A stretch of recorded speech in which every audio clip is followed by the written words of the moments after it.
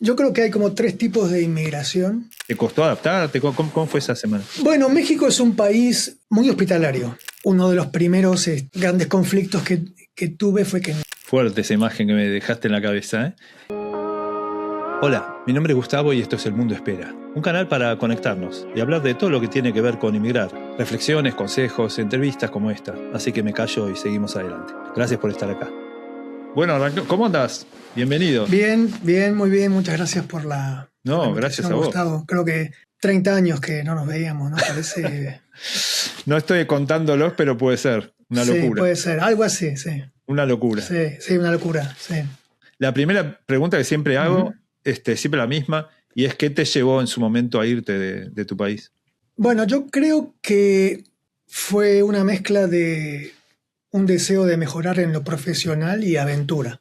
Yo creo que hay como tres tipos de inmigración. Una que es la de aventura, ¿no? Que, no sé, generalmente gente saliendo de la escuela secundaria, ¿no? Que por ahí tiene las ganas de conocer el mundo, ¿no? Yo creo que ahora es más fácil, ¿no? Ahora es un mundo mucho más conectado que cuando yo tenía 20 años, pero la que dicen, bueno, quiero conocer Europa, quiero conocer el sudeste asiático, quiero conocer Latinoamérica y quiero ver qué me encuentro. Después está la inmigración como profesional, ¿no? Como de mejorar en el campo profesional.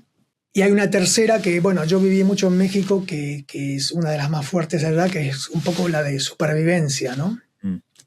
Una vez estaba en una carretera en México y veía las famosas migraciones, las caravanas de migrantes, ¿no? Que iban caminando.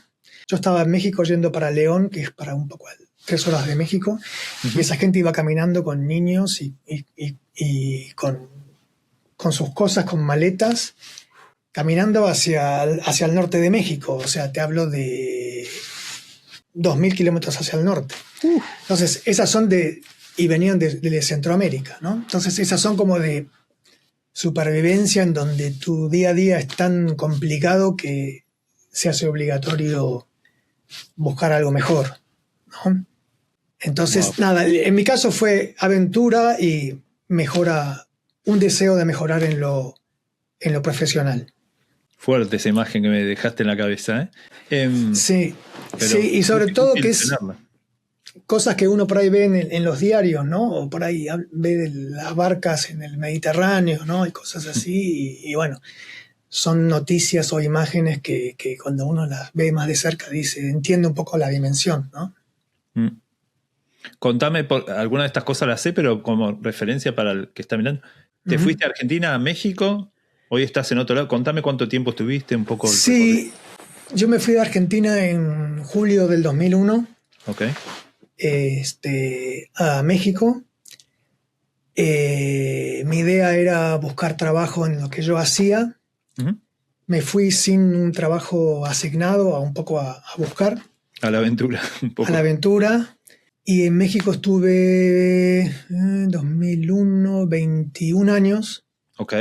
Y después en México trabajé en un par de empresas y en una de las últimas empresas me ofreció venir a Estados Unidos, a Miami. Eso fue hace 3 años y medio. Y bueno, este es el tercer país en el que vivo así de forma estable: Argentina, México y Estados Unidos. La primera de las migraciones fue... Yo era soltero, una maleta, un jean, 10 remeras, como se dice en Argentina, y nada más. Y en la última vine con mi familia, con mi esposa y con mi hijo. En ese momento tenía 9 años. Ok. Entonces son como 2 diferentes perfiles. Total. Ya si querés hablaremos de eso. ¿Cómo fue la llegada a México? ¿Te impactó? ¿Te sorprendió? Me imagino que hay un montón de cosas, no sé, la primera semana en México, ¿te costó adaptarte? ¿Cómo fue esa semana? Bueno, México es un país muy hospitalario. Ok.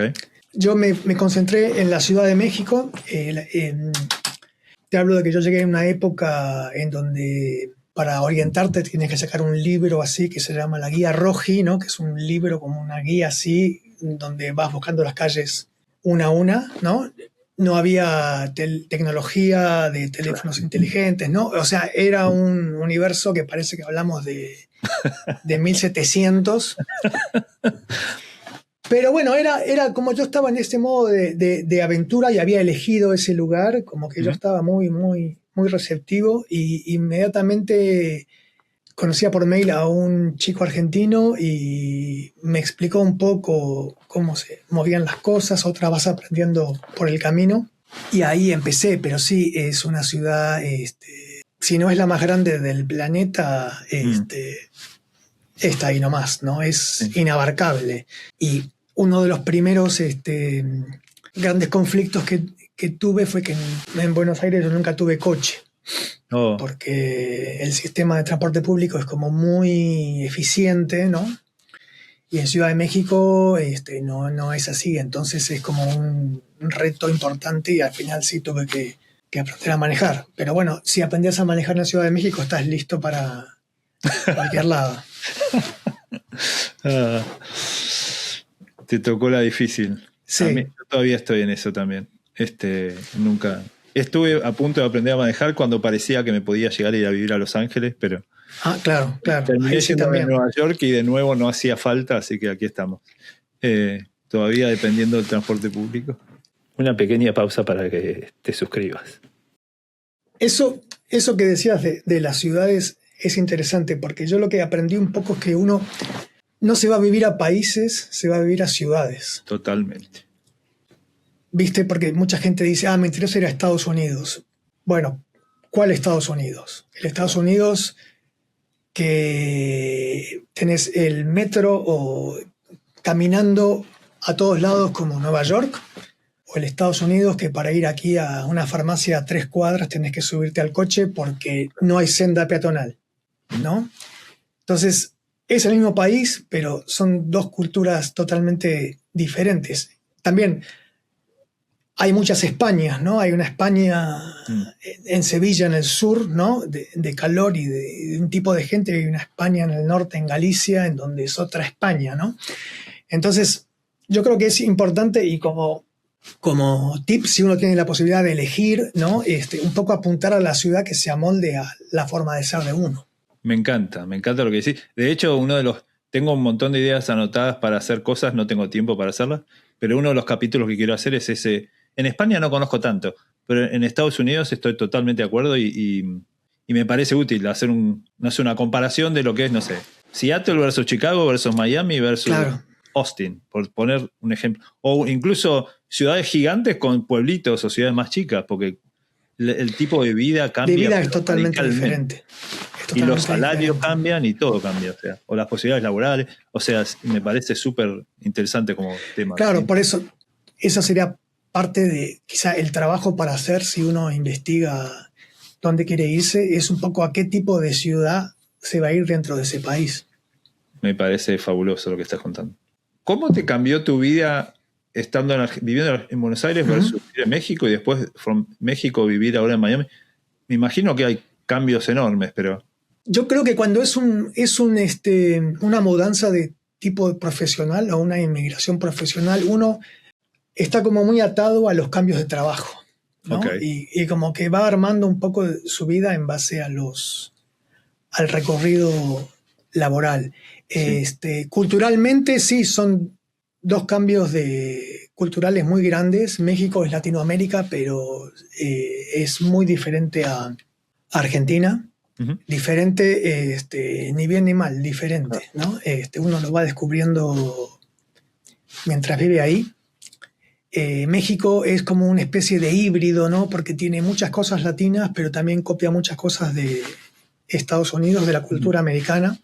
Y bueno, y el pase a Estados Unidos es, a pesar de que es Miami, es un mix en donde hay mucha cultura latina. Sí, las reglas son americanas y culturalmente uno tiene que adaptarse a cómo es el país, ¿no? Eso es algo también que yo aprendí un poco, que es uno no puede llevar las costumbres de su país a otro y no puede intentar cambiarlas, ¿no? Porque cuando uno está en otro país está como invitado, ¿no? Y las reglas son las que pone ese país. Uno sí puede reunirse con argentinos y un domingo hacer el asado y poner a Fito Páez, pero fuera de ahí las reglas son otras y uno tiene que aceptarlas, tiene que lidiar con ellas y saber que culturalmente no las puede cambiar. Mm. En ese sentido, yo en México tengo una pasión enorme por México y un agradecimiento enorme y siento que es el país que me dio todo para evolucionar profesionalmente, ¿no? Y también me dio mi familia. Claro. Yo siento que como extranjero en un país hay que tener cuidado en criticarlo adelante de otros, porque yo creo que no hay una regla, pero uno puede criticar el país donde nació abiertamente, ¿no? Porque uno no eligió nacer en ese país, uno nace por esos vericuetos de la vida. Uno puede nacer en México, en Bulgaria o en Colombia, Canadá. Entonces, uno puede abiertamente criticar, pero si uno abiertamente critica cosas de un país adelante de los mexicanos o de los americanos, me parece que nada, como que es una falta de respeto, porque es un país que te está cobijando y que mal te está dando una casa y una cama, ¿no? Y siento que a veces uno cuando enfrenta así complicaciones tiende por ahí a decir o a sentirse o a criticar cosas del país, pero bueno, yo creo que hay que tener la cabeza fría para darse cuenta que lo que te podría decir cualquier persona de ese país es, bueno, si no te gusta este país, welcome to live, ¿no? Porque creo que así son un poco las reglas. Y a veces los inmigrantes, cuando nos juntamos con gente de nuestro país, como que empezamos como a criticar, ¿no? Cosas así, pero bueno, en el fondo creo que uno tiene que ser agradecido de los lugares en donde te permiten trabajar o desarrollarte en tu vida. Sí. La verdad que es un tema para charlar 2 horas solo de eso. Pero sí, estoy de acuerdo. Además es la gente, no es el lugar, ¿no? Y la gente, hay gente fabulosa en todos lados, gente de mierda en todos lados. Creo que es un poco ver. A veces uno se centra en lo que no, en vez de centrarse en lo que sí. Claro, de acuerdo. De acuerdo. Te hago una pregunta que si no querés no la hablamos, pero te pregunto a ver qué pensás. Bueno, hasta acá llegamos con esta primera parte de la charla con Sebastián, pero bueno, no te pierdas la segunda parte. ¿Qué te parece?